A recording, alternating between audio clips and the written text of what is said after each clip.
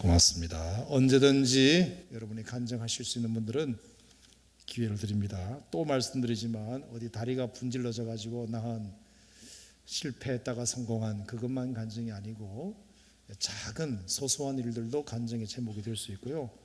또 여전히 어려움을 통과하고 있는 터널 속에서도 간증할 수 있습니다. 터널을 빠져나와야만이 간증할 수 있는 게 아니고 터널 속에서도 나는 이렇게 믿음을 잃지 않고 있습니다 라는 것도 큰 힘이 되니까 여러분이 그렇게 함께 나누시면 다 사는 게 거의 비슷비슷하기 때문에 내 경우를 얘기했음에도 불구하고 다른 사람들도 다 같은 경우이기 때문에 도전과 은혜가 되리라 생각하고 언제든지 우리 교구 목사님들에게 말씀해 주시길 바랍니다. 자, 오늘은 하나님의 말씀 마가복음 8장 순서를 따라서 마가복음 8장 말씀 보겠습니다.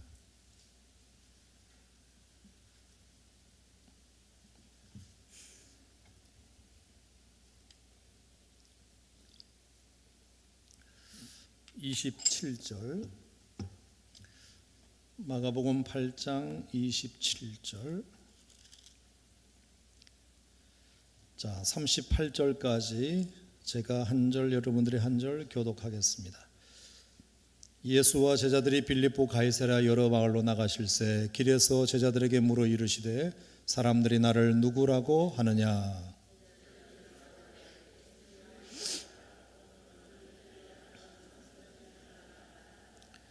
또 물으시되 너희는 나를 누구라 하느냐. 베드로가 대답하여 이르되 주는 그리스도 신이이다 하매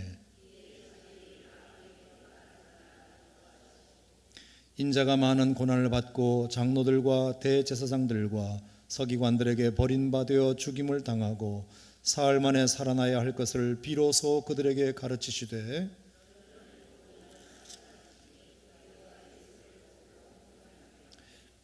예수께서 돌이키사 제자들을 보시며 베드로를 꾸짖어 이르시되 사탄아 내 뒤로 물러가라. 네가 하나님의 일을 생각하지 아니하고 도리어 사람의 일을 생각하는도다 하시고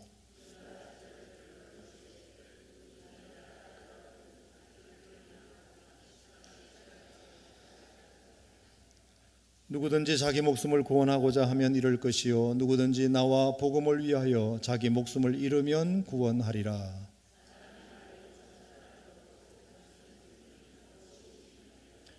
사람이 무엇을 주고 자기 목숨과 바꾸겠느냐.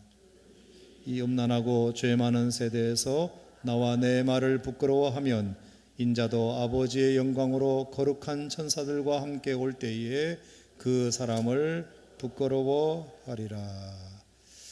자, 오늘 이 계시의 말씀을 통해서 하나님께서 여러분 각자의 심령마다 주시는 말씀이 있기를 주님의 이름으로 축원합니다.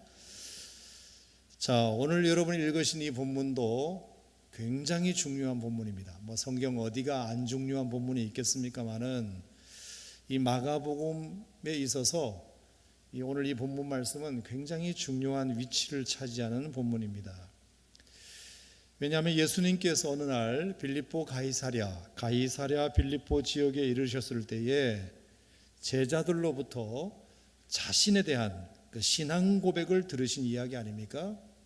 자, 그랬을 때 베드로가 예수님 앞에서 다른 제자들을 대표해서 멋진 고백을 하죠. 주는 그리스도시요. 멋진 고백을 해서 예수님으로부터 엄청난 칭찬을 듣기는 했으나 곧 사탄아 물러가라 이런 엄청난 야단도 맞은 본문이기 때문에 굉장히 우리가 좀 심도 있게 살펴봐야 할 본문이기도 하고요. 또 하나는 이 마가복음 8장 27절부터 38절까지 말씀은 마가복음 전체에 있어서 새로운 전환점이 되는 본문입니다. 자, 지난번에 한 몇 주 전에 말씀을 드렸는데 마가복음 8장은 마가복음 1장부터 16장까지 예수님에 대한 기록 가운데 전반부와 후반부를 가름하는 중요한 터닝 포인트가 되는 절이 마가복음 8장 27절부터 38절입니다. 자, 그것이 뭐냐 하면 그 전에는 마가복음 8장 26절 전에는 예수님께서 대중전도, 대중들을 대상으로 전도 사역을 주로 하셨다면 마가복음 8장 오늘 본문을 기점으로 해서는 이제 대중전도보다는 12제자 훈련을 좀 초점을 맞춰서 전도하시는 그런 중요한 터닝 포인트가 되는 말씀이라는 것입니다. 자, 대중전도 사역에서 제자 훈련 사역으로 옮겨가시게 되는 정점이 바로 오늘 본문 말씀입니다. 자, 왜 그러면 예수님께서 대중전도 사역을 하시다가 갑자기 사역의 방향을 바꾸셔서 오늘 본문부터 이제 제자 훈련 중심의 사역을 하시게 되었는가 하면, 그게 바로 지난번에 우리가 보았던 마가복음 8장 14절부터 21절까지의 사건 때문입니다.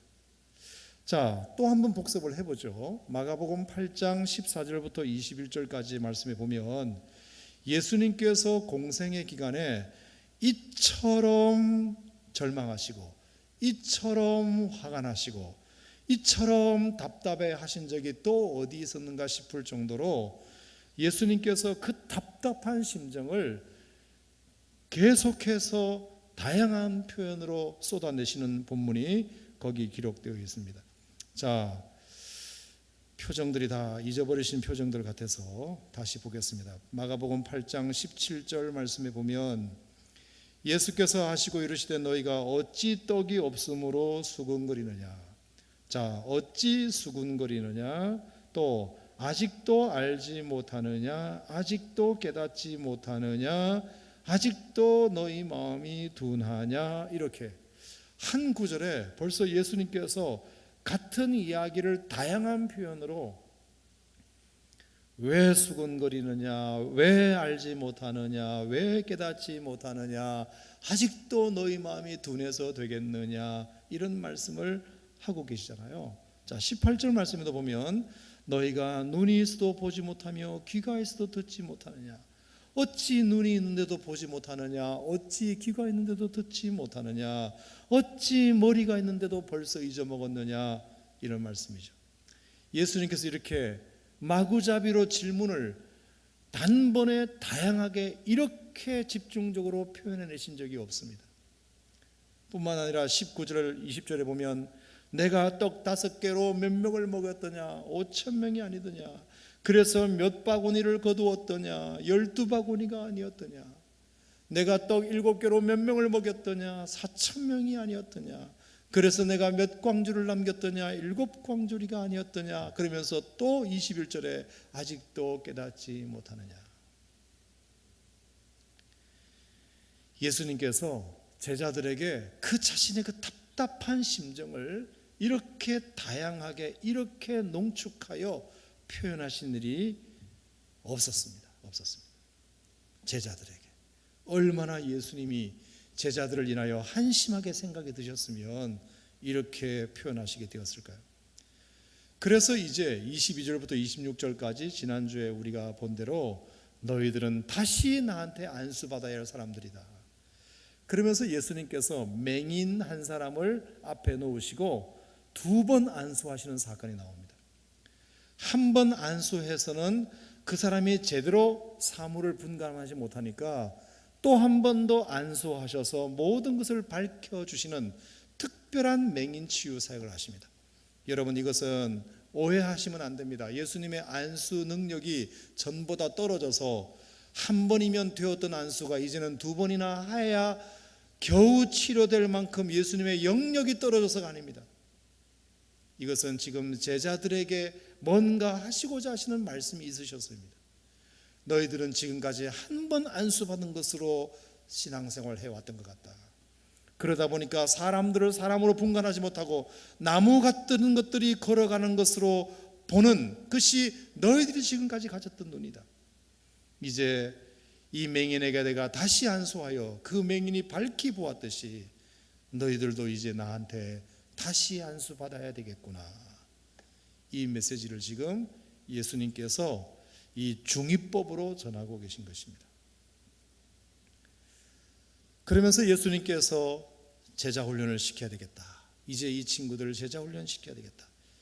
내가 그렇게 많은 설교를 할 때도 그 제자들도 함께 듣고 있는 줄 알았는데, 내가 그렇게 많은 기적을 행할 때 당연히 이들도 믿음이 있는 줄 알았는데 함께 먹고 자고 다니고 했으니 일했으니 이제는 내 마음 알아줄 줄 알았는데 여전히 예수님의 마음을 모르고 있는 것을 보고 예수님께서 엄청난 충격을 받으신 것 같습니다. 그래서 이 12제자들을 이게 수많은 사람들을 상대로 전도하는 것을 잠깐 멈추고 이 12제자를 데리고 다니면서 집중적으로 좀 훈련시켜야 되겠다, 이렇게 생각하시고서 이제 첫 제자 훈련을 하시게 된 모습이 오늘 여러분이 읽으신 마가복음 8장 27절 말씀부터입니다. 자, 예수님께서 이제 제자 훈련을 결심하시고 처음으로 제자 훈련 제1과 첫 모임 때 예수님께서 하신 말씀이 뭐냐 하면 너희는 나를 누구라 하느냐, 이 질문이셨습니다. 따라합시다. 너희는 나를 누구라 하느냐. 자, 예수님께서 12제자를 훈련시켜야 되겠다고 마음먹고 제일 먼저 하신 것이 뭐냐면 예수님이 제자들에게 물으신 질문입니다. 너희는 나를 누구라 하느냐. 다른 말로 말하면 너희들에게 나는 누구냐, 이것입니다. 너희들에게 나는 도대체 어떤 존재이냐, 한번 얘기 좀 해봐라. 너희들은 도대체 나를 누구라고 믿고 있느냐, 누구로 믿고 있느냐. 사람들이 나를 엘리야라고 말하고, 사람들이 나를 무슨 예레미야라고 말하고, 사람들이 나를 침례 요한이라고 말하고, 사람들이 나를 선지자 중에 한 사람이라고 말하는 건 내가 알아. 그딴 건 말고 너희는 나를 누구라 하느냐. 예수님께서 첫 번째 그걸 물으시는 것입니다. 정체성에 대한, 자기가 믿는 주님에 대한 정체성에 대한 질문을 분명하게 예수님께서 확인해보고 싶으셨던 것 같습니다.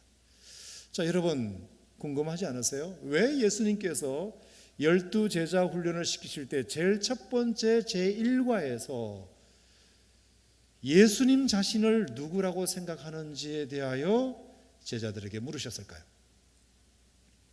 이걸 왜 중요하게 여기셨느냐 하면 예수님도 그러셨기 때문입니다. 무슨 얘기냐? 예수님도 자신을 보내신 하나님에 대한 분명한 고백이 얼마나 중요한지에 대해서 예수님 스스로가 깨달으셨기 때문입니다. 이게 굉장히 중요해요. 나도 지금까지 예수님의 메시아로서 그리스도로서 이 땅에 하나님의 말씀을 증거하는 일이 있어서 나도 나를 보내신 하나님을 누구로 인정하는가가 내가 지금까지 예수님이 메시아로서 사역하는데 굉장히 중요한 동기가 되었다는 것을 당신 스스로가 너무 잘 아시기 때문에 제자들에게도 물으신 것입니다. 그것이 첫 번째 제자로서의 삶의 출발점이라고 예수님은 생각하셨기 때문입니다. 자, 그러면 질문해 보겠습니다. 예수님은 그러면 하나님에 대하여 어떤 분명한 고백을 애초부터 하고 시작하셨을까요? 자, 그게 누가복음 2장에 나옵니다. 자, 누가복음 2장을 마가복음 8장을 손가락 끼워 놓으시고 누가복음 2장으로 가보겠습니다. 누가복음 2장 48절.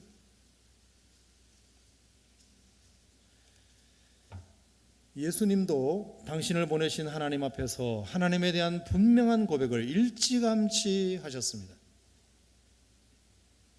자, 누가복음 2장 말씀은 예수님께서 12살 때 예루살렘에 오셨다가 육신의 아버지 어머니가 예수님을 잃어버린 사건이죠. 그래서 12살 된 아이를 막 찾아다니시다가 회당에서 말씀을 함께 나누고 있는 모습을 보시고 부모가 이제야 찾아서 너무 놀라서 그 놀랬던 가슴을 가라앉히며 질문한 내용입니다. 자, 48절 시작. 그의 부모가 보고 놀라며 그의 어머니는 이르되 아이야 어찌하여 우리에게 이렇게 하였느냐. 보라 너 아버지와 내가 근심하여 너를 찾았노라. 아이야 어찌하여 말도 없이 이렇게 여기 와 있느냐. 네 아버지와 내가 근심하여 너를 얼마나 찾아다니는지 아느냐. 그러셨죠. 그때 예수님께서 대답하신 내용 중에 우리가 주목할 만한 내용이 있습니다. 시작. 예수께서 이르시되 어찌하여 나를 찾으셨나이까? 내가 내 아버지 집에 있어야 될 줄을 알지 못하셨나이까 하시니. 자, 여기 보니까 내 아버지 집, 내 아버지 집, 여기 내 아버지 집이라는 말이 나옵니다. 예수님의 육신의 부모님은 너희 아버지와 내가 너희를 찾아다녔다 이렇게 말씀하셨지만 12살 된 예수님은 내 아버지 집에 지금 있습니다. 이런 고백입니다. 여러분, 이 12살 예수님의 이 고백은 예수님이 십자가에 죽으실 때까지 동일한 고백이 됩니다. 그게 하나님을 아버지라고 고백한 것입니다. 하나님을 아버지라고. 예수님께서 하나님에 대하여 호칭하셨던 가장 많은 호칭이 뭐냐? 아버지였습니다. 아버지. 요한복음 17장에 예수님께서 마지막 기도를 하실 때도 마찬가지고, 예수님께서 이제 그 겟세마네 동산에서 기도하실 때도 아버지여, 할 수 있거든 이 잔을 좀 옮겨주십시오. 하지만 아버지의 원대로 하시기를 원하이다. 마지막에 숨을 거두기 직전에도 아버지여 내 영혼을 받으시옵소서. 예수님이 12살 때 하나님을 아버지로 고백한 최초의 고백 이후 줄곧 예수님의 고백 속에는 하나님을 아버지로 고백하는 내용이 있었습니다. 저는 굉장히 중요하다고 생각합니다. 이게 예수님이 가졌던 하나님에 대한 정체성에 대한 고백입니다. 예수님에게 하나님은 누구셨느냐? 아버지셨다는 겁니다. 아버지. 아멘. 그게 예수님의 일생을 붙들고 가는 힘이 되었습니다. 내가 믿는 하나님에 대하여 내가 뭐라고 고백하느냐는 얼마나 중요한지 모릅니다. 그래서 예수님이 제자들에게도 가이사랴 빌립보에서 물으신 것입니다. 왜?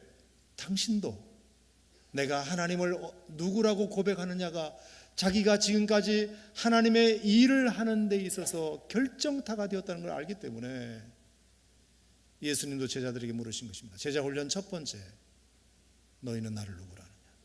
너희들에게서 그럼 나는 누구냐?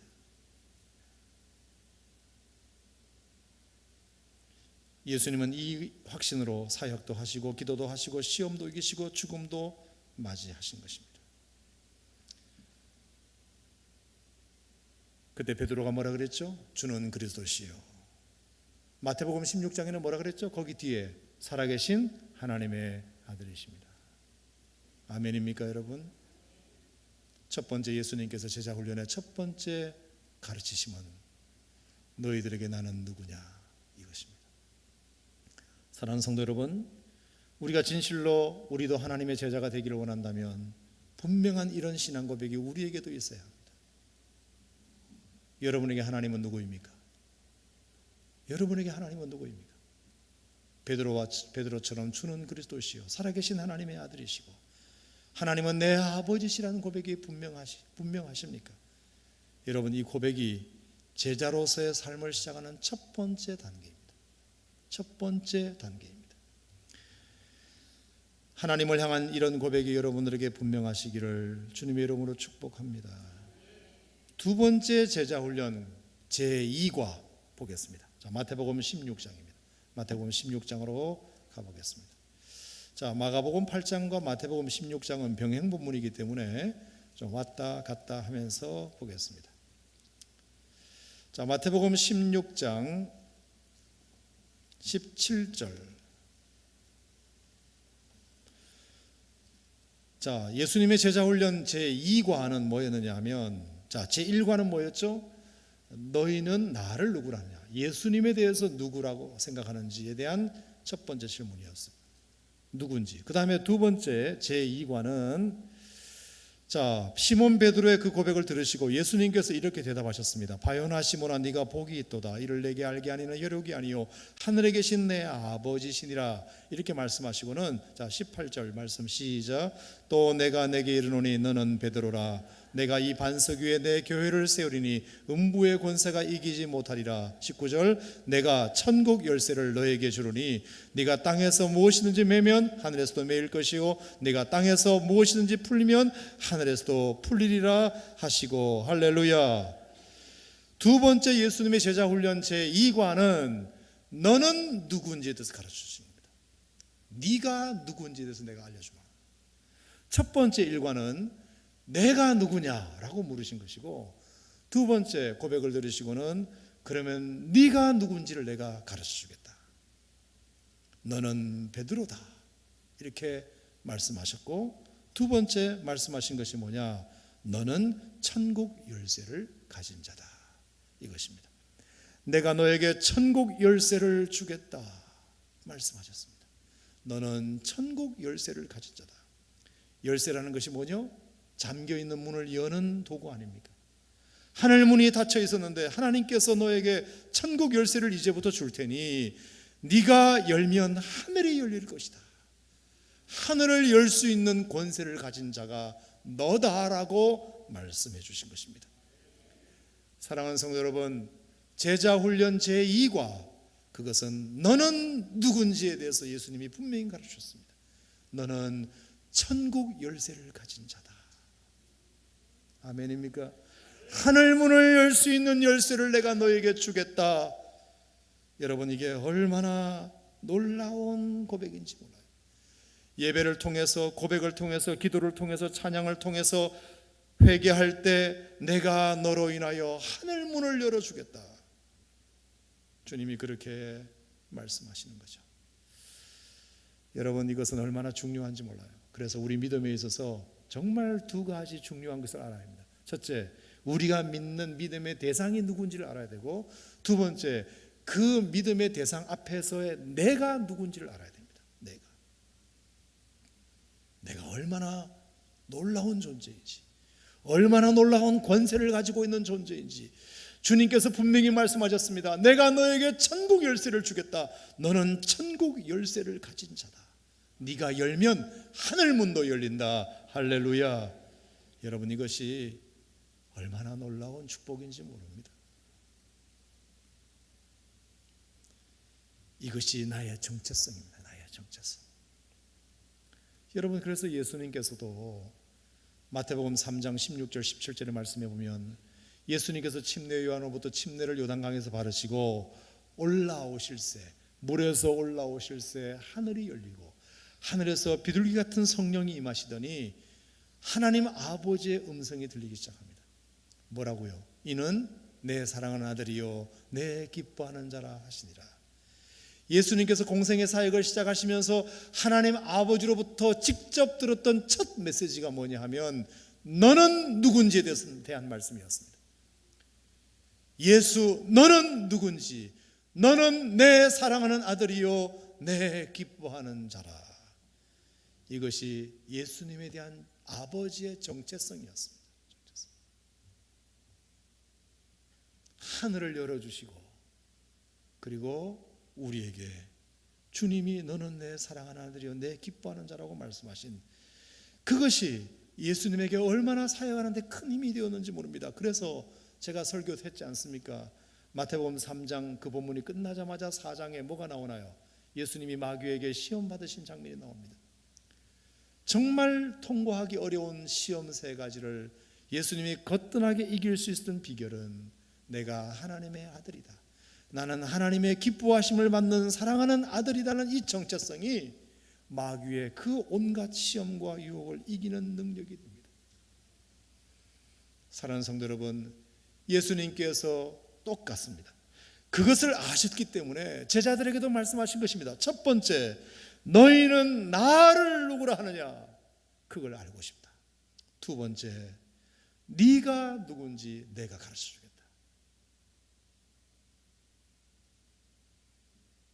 여러분, 왜 신앙인이 하나님의 뜻대로 살지 못하고 죄 가운데 빠질까요?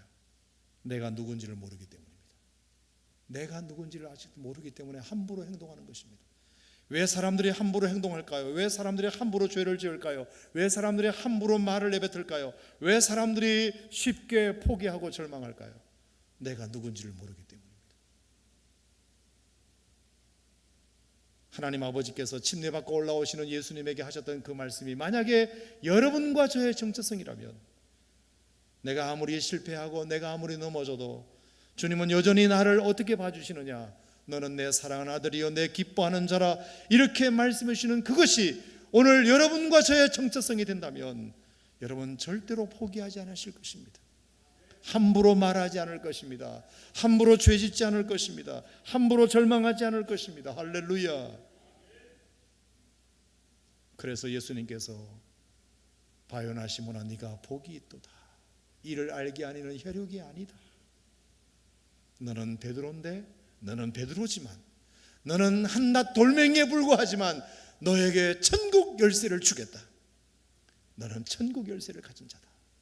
주님이 그렇게 말씀하신 것입니다. 할렐루야. 여러분, 이 두 번째 제자 훈련 제2과 이 과목이 얼마나 그래서 중요했는지 모릅니다. 세 번째 제3과 예수님의 제자 훈련은 주님의 계획이 무엇인지를 가르쳐 주시는 일이었습니다. 자, 마가복음 8장으로 다시 가겠습니다. 마가복음 8장, 자 30절 말씀입니다. 30절. 자, 베드로의 고백을 들으신 다음에 예수님께서 이제 당신의 계획을 말씀하십니다. 계획. 30절 시작. 이에 자기의 일을 아무에게도 말하지 말라 경고하시고 인자가 많은 고난을 받고 장로들과 대제사장들과 서기관들에게 버림받아 죽임을 당하고 사흘 만에 살아나야 할 것을 비로소 그들에게 가르치시더라. 자, 예수님께서 당신의 계획을 말씀하십니다. 베드로야, 나의 계획이 이런데 한번 들어볼래? 나 앞으로 많은 사람들에게 고난을 받을 거야. 그리고 버림받을 거야. 심지어 죽임을 당할 거야. 하지만 나는 사흘 만에 분명히 살아날 거야. 이게 내 계획이야. 내 비전이야. 내 스케줄이야. 내가 너한테 말해주는 거야. 비로소 가르치셨다. 비로소라는 말은 그 전에 이 일을 가르친 적이 있다 없다? 없다. 이제 처음 비로소 이 얘기를 말씀하시는 것입니다. 왜? 이제 제자들이니까.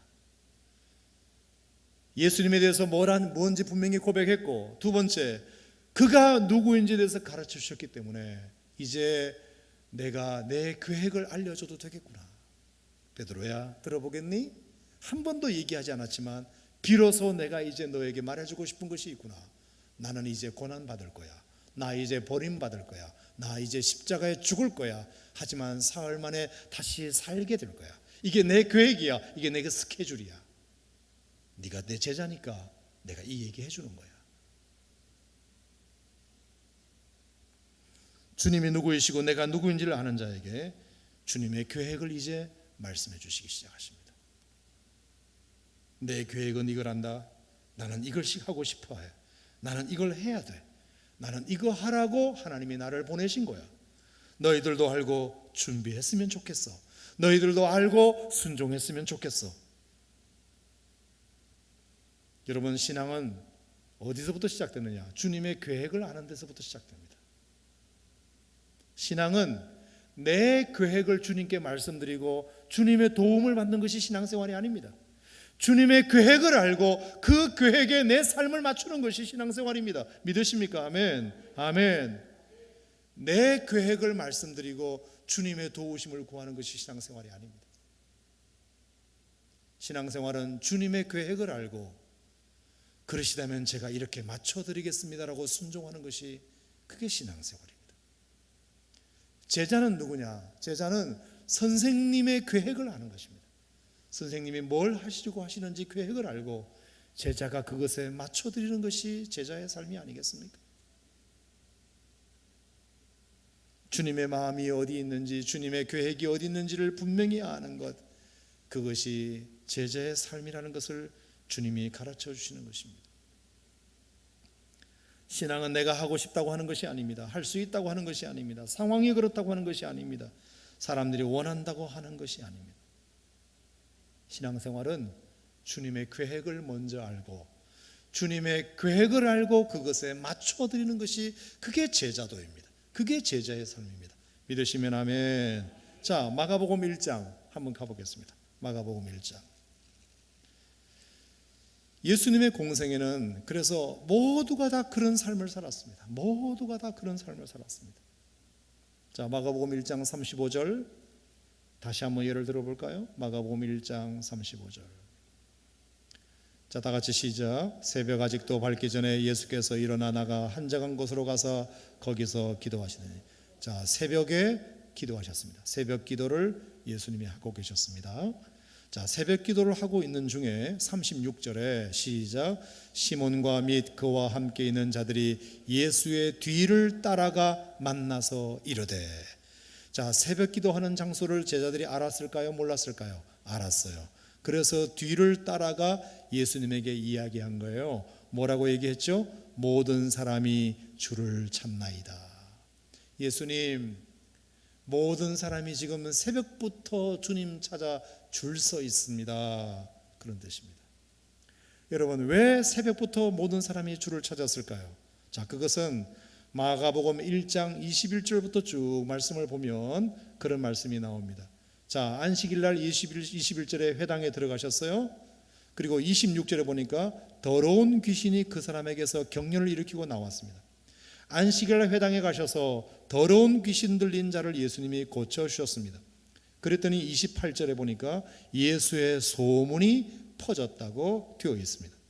또 뿐만 아니라 30절에 보니까 시몬의 장모가 열병으로 누워 있습니다. 그래서 31절에 보니까 그 손을 잡아 일으키셨습니다. 시몬의 장모를 고치셨어요. 또 32절에 보니까 점으로 해질 때에 모든 병자와 귀신 들린 자를 예수께 데려왔습니다.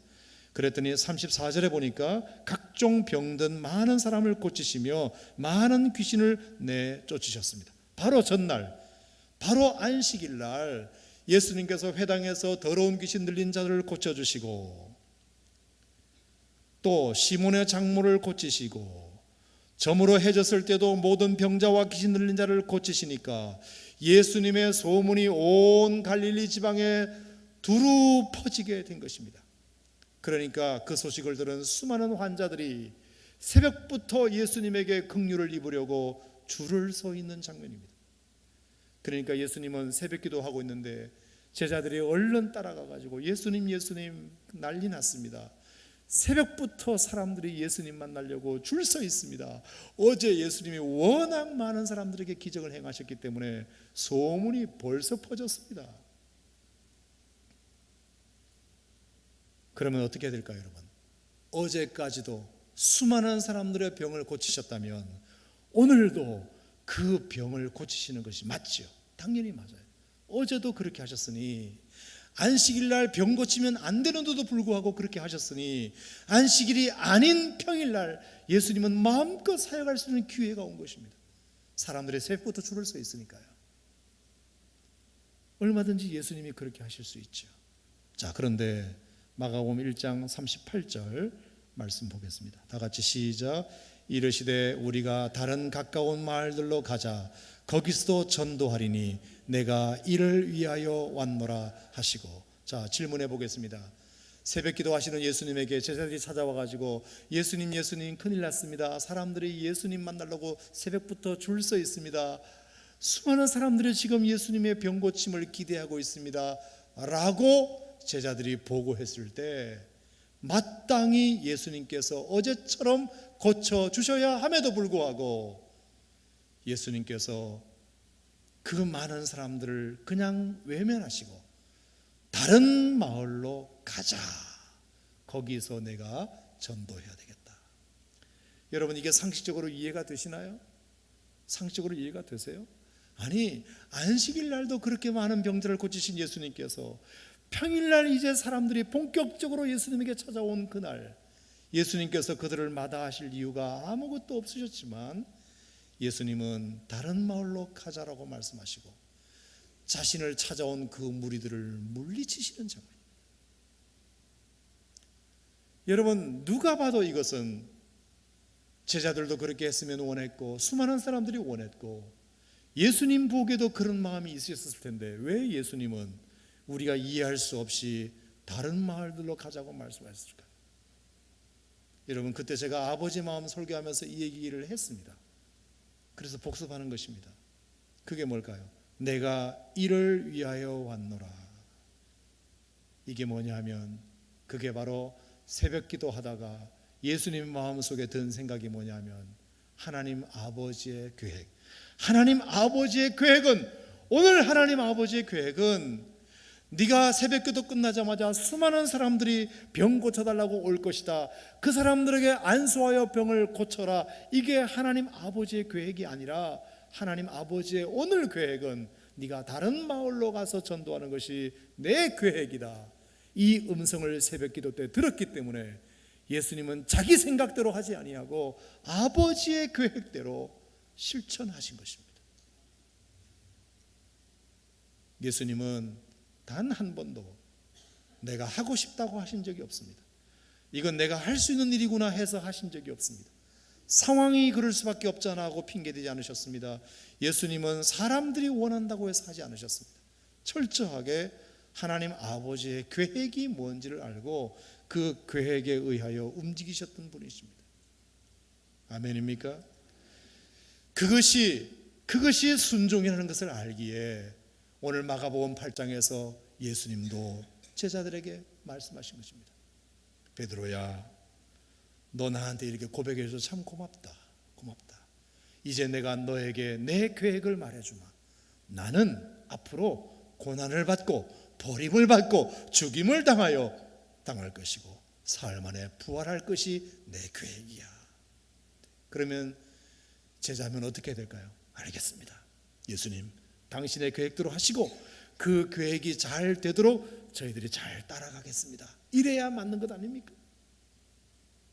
자, 마가복음 8장, 예수님께서 한 번도 그런 계획을 말씀하지 않으셨다가 드디어 비로소 그 계획을 말씀하셨으면, 자 32절, 드러내놓고 이 말씀을 하시니 베드로가 예수를 붙들고 아멘 하며 그리하옵소서, 그렇게 얘기한 게 아니죠. 예수님의 계획을 말하니까 베드로가 뭐라 그랬다고요? 붙들고 항변하며. 자, 이 붙들고 항변했다는 이 말을 마태복음 16장에서 찾아보면 이렇게 되어 있습니다.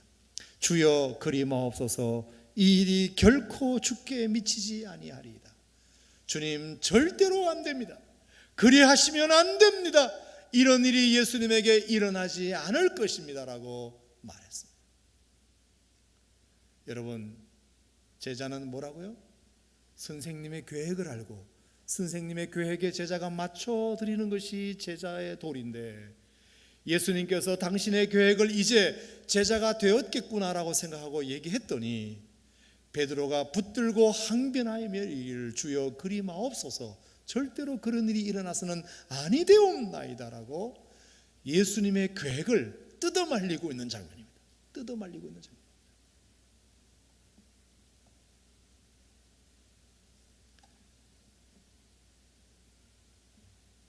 참 안타까운 거죠.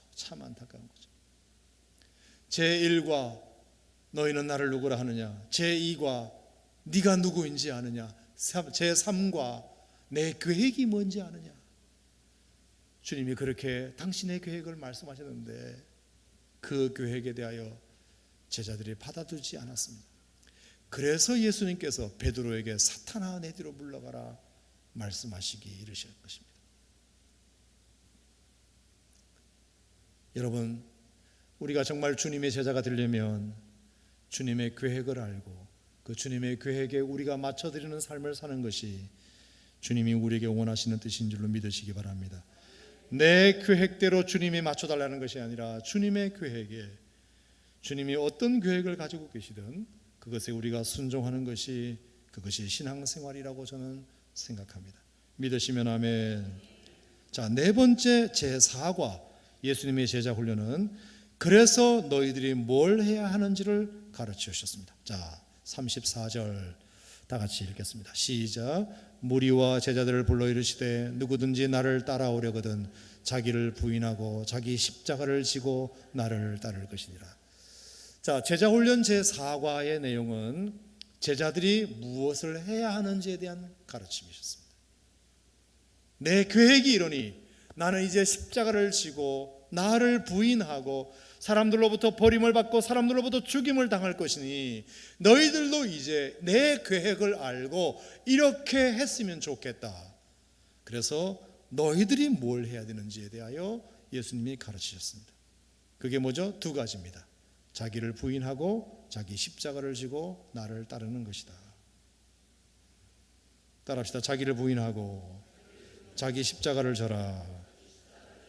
이게 이제 자신의 권리를 포기하는 거죠. 이길 수 있는 권리, 군림할 수 있는 권리, 영광받을 수 있는 권리, 찬사받을 수 있는 권리, 그 권리를 포기하고 자기를 부인하고 자기 십자가를 지고 나를 따를 것이니라. 드디어 우리가 어떤 삶을 살아야 되는지 주님이 우리에게 말씀하신 것입니다. 예수님이 우리에게 행동 지침을 알려주신 것입니다. 너희들이 나의 제자라면 이렇게 해야 된다. 철저하게 너를 부인하는 삶을 살아야 된다. 여러분, 이게 얼마나 힘든 일입니까?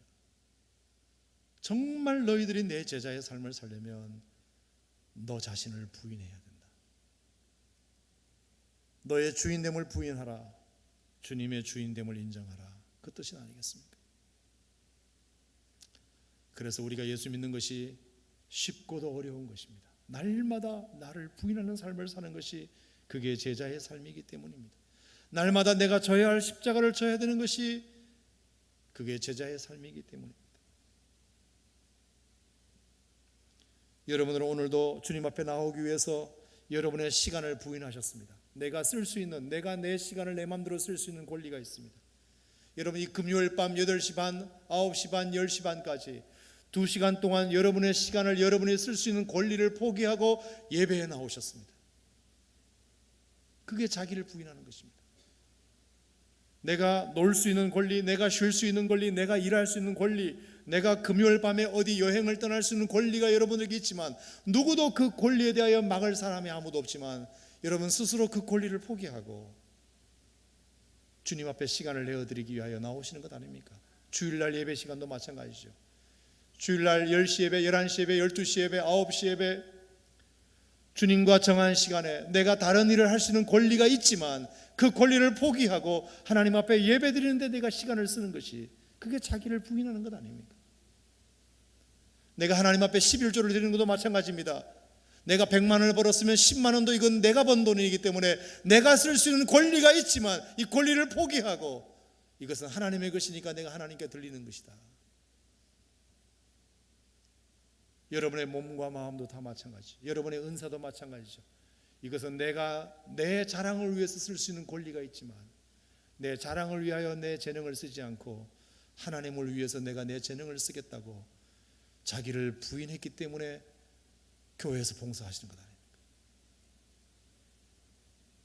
사랑하는 성도 여러분, 자그마한 것 한 가지라도 내가 나의 권리를 포기하지 아니하면 주님을 위해서 아무것도 할 수 없습니다. 아무것도.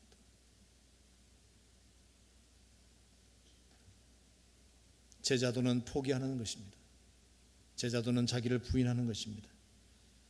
제자의 삶은 자기 십자가를 지고 주님을 따르는 것입니다. 이것이 여러분들에게도 도전이 되시기를 바랍니다. 아멘.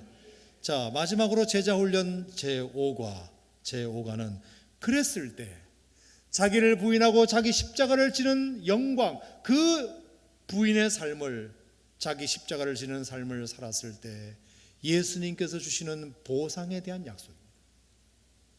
그랬을 때 내가 너희들에게 어떤 것을 해줄지 내가 이제 보여주겠다. 자, 그것이 9장입니다. 9장. 자, 9장 1절 다 같이 시작. 또 그들에게 이르시되 내가 진실로 너에게 이르노니 여기 서 있는 사람 중에는 죽기 전에 하나님의 나라가 권능으로 임하는 것을 볼 자들도 있느니라 하시니라. 아멘. 제자도의 삶을 사는 너희에게 내가 약속 한 가지를 하겠다. 그것은 너희가 살아있을 때 또 죽었을 때도 하나님의 나라를 보겠지만 살아있을 때도 하나님의 나라가 권능으로 임하는 것을 보게 될 것이다. 마태복음 16장에 보면 이걸 영광이라고 표현했습니다. 영광. 비교할 수 없는 찬란함, 비교할 수 없는 광채. 이 세상에 돈을 많이 모아서 흡족해지는 그 만족감, 내가 높은 자리에 올랐을 때 많은 사람들이 나에게 엎드려 절하는 것에 대한 그 기분, 그거는 비교도 할 수 없는 하나님의 영광, 하나님의 영광을 너희들이 보게 될 날이 오게 될 것이다. 그거는 예수님의 제자로서의 삶을 산 사람에게만 주시는 가려진 장막과 같은 것입니다. 주님께서 이제 자기를 부인하고 자기 십자가를 진 제자의 삶을 충실하게 살았던 사람들에게 주님은 분명히 말씀하셨습니다. 죽기 전에라도 네가 하나님 나라의 영광을 보게 될 것이다. 그 말이 뭔지 제자들은 여전히 몰랐겠죠. 그래서 그러면 내가 따라와봐, 내가 실습해 줄게. 자, 9장 2절 다 같이 읽겠습니다. 시작. 엿새 후에 예수께서 베드로와 야고보와 요한을 데리시고 따로 높은 산에 올라가셨더니 그들 앞에서 변형되사 3절 그 옷이 광채가 나며 세상에서 빨래하는 자가 그렇게 희게 할 수 없을 만큼 매우 희어졌더라. 아멘. 세상에서 빨래하는 자가 그렇게 희게 할 수 없을 만큼 희어졌더라. 예수님의 옷이 광채가 나는 모습, 이게 무슨 사건이죠? 변화산 사건이죠. 그랬더니 이에 엘리야가 모세와 함께 그들에게 나타나 예수와 더불어 말하기를, 엘리야가 나타나 모세가 나타나 그들에게 예수와 더불어 말하는 모습을 보게 됩니다. 세상에나 이런 놀라운 장면이 어떻게 살아서 그 옛날에 살았던 엘리야가, 그 옛날에 살았던 모세 할아버지가 지금 나타나셔서 예수님과 함께 대화를 나누고 있는 모습을 보게 된 것입니다. 이 영광스러운 광채,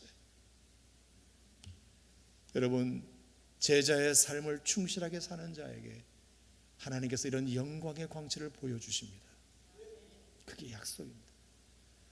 내가 신기한 것 하나 보여줄게. 나 따라와봐.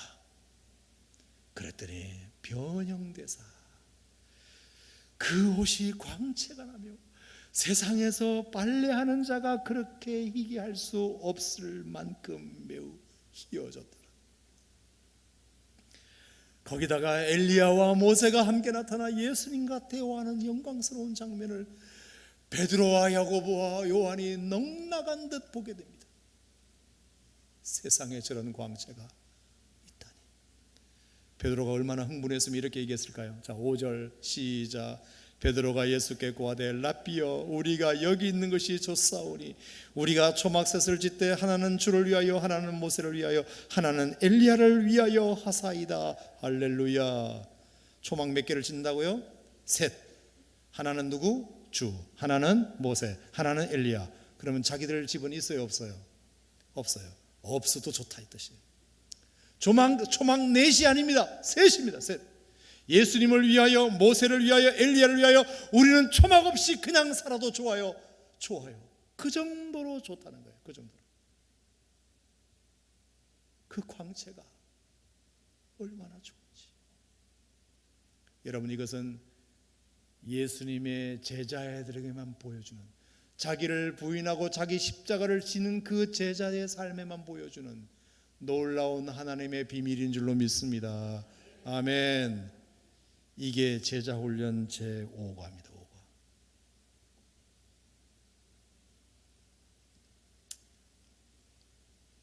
사랑하는 성도 여러분,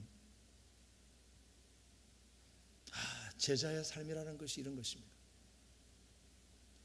제자는 그냥 예수님은 따라다니는 게 제자가 아닙니다. 기적을 먹고 떡이나 챙겨 먹는 것이 제자가 아닙니다. 실패했습니다. 그랬더니 마가복음 8장에서 예수님은 얼마나 실망했는지 모릅니다. 아직도 수군거리느냐, 어찌 깨닫지 못하느냐, 너희 마음이 둔하냐, 아직도 모르느냐, 눈 뜨고도 보지 못하느냐, 귀 있는데도 듣지 못하느냐. 얼마나 예수님이 실망하셨는지 모릅니다. 얘들 제자 훈련시켜야 되겠다, 그렇게 결심하시고 첫 번째, 너희들에게 나는 누구냐? 두 번째, 너희들은 누구다? 라고 말씀해 주시고, 세 번째, 주님의 계획을 말씀해 주시고, 나는 앞으로 이런 것을 하기를 원한다. 네 번째, 너희들은 그러면 뭘 해야 되는지 말씀해 주시고, 다섯 번째, 그렇게 순종하는 자에게 내가 무엇을 보여줄지에 대하여 주님은 약속하셨습니다. 여러분, 너희들이 앞으로 제자의 삶을 사는 자에게 내가 보여줄 광채는 세상 어디에서도 보지 못했던 광채, 어디에서도 경험할 수 없는 영광, 할렐루야, 비교할 수 없는 광채. 여러분, 절대로 주님을 따르는 삶이 자기를 부인하는 삶이고 자기 십자가를 지는 삶 같은 어려움은 있는 건 사실이지만 그 보상은 참으로 클 줄로 믿습니다. 아멘. 주님이 보여주실 그 영광은 참으로 놀라울 것입니다. 돈 몇 푼 더 번 것과는 비교도 할 수 없는, 높은 권자에 앉은 것과는 비교도 할 수 없는, 빨래하는 사람들이 그렇게 희귀할 수 없을 만큼 흰옷, 그 영광의 광채, 모세와 엘리야가 예수님과 대화를 나누고 너무 그 모습이 좋아서 다른 게 하나도 부러웁지 않아. 우리에게는 초막이 없어도 좋아요. 그냥 여기에 있게만 해주세요 라고 말할 만큼.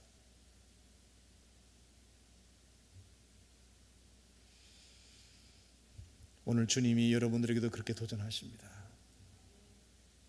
여러분, 정말 예수님의 제자의 삶을 사셔서 여러분도 이런 변형된 예수님의 영광스러운 모습에 함께 참여하는 주인공들 되시기를 축원합니다.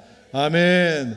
돈으로 보상해 주지는 않으실 수 있습니다. 명예와 지위로 보상해 주지 않을 수는 있습니다. 하지만 분명한 한 가지 약속, 내가 너희들이 이 땅에서는 경험할 수 없는 영광, 이 땅에서는 볼 수 없는 광채, 내가 너희들에게 보여줄 거야. 아멘. 아멘. 주님이 약속하신 것입니다. 이 영광, 이 영광.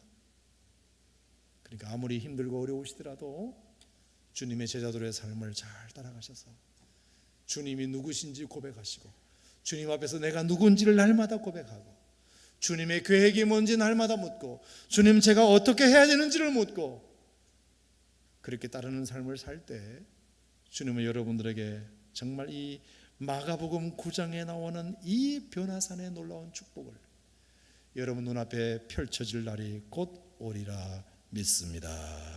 하나님 아버지 감사드립니다.